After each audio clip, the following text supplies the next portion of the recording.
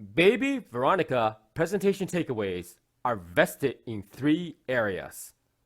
Number 1, United States of America actually has 3 governments: the federal, state, and federally recognized Native American tribes.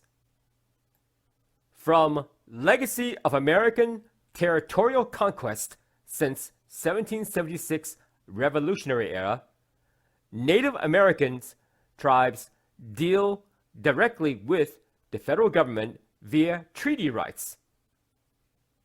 Upon military conquest of Native American tribes by 1871, they were ultimately relegated to federal reservation systems, mostly in western parts of the U.S. beyond the Mississippi River. Native American tribes were originally classified as foreign nations incorporated within territorial integrity of the United States. Hence, that is the reason why federal government dealt with Native American Indian tribes via treaty rights for 95 years. By 1924, all Native American tribes were granted U.S. citizenship. Thus, they were now dealt with via federal statutes and judicial court holdings. Nevertheless, Native American tribes are legal ward of the federal government. That is, the federal regime is directly responsible for their recognition, funding, and protection. U.S. Supreme Court has ruled for the past 100 years that the U.S. Congress commands the sole authority whether to continue or terminate this federal ward reservation system for all Native American tribes.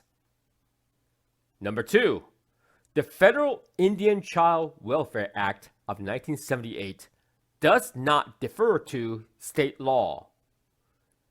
Child adoption is generally the venue of state law, like contract, marriage, employment, divorce laws. But Congress carved out an exception to Native American Indian tribes, in this case specifically for adoption of children of Native American descent. Therefore, federal adoption law supersedes state law in this regard. In heightened Native American parental rights and legal preference for Native American families to adopt Native American children to preserve their cultural heritage in its child adoption case. However, it should be noted that federal law does not grant any priority to Native American family not active adoption candidates for the child. For purpose of the law is overall child welfare and not mere transference of Native American child custody to a Native American family carte blanche. Number 3, requisites of 1978 Indian Child Welfare Act, or ICWA, is focused on welfare of the child. The law will examine remedial efforts, parental relationship, breakup of Indian family, etc. For people asserting Native American Indian parental rights under ICWA, the court will review parental duties in continued custody, pre-birth support, post-birth raising of the child, etc.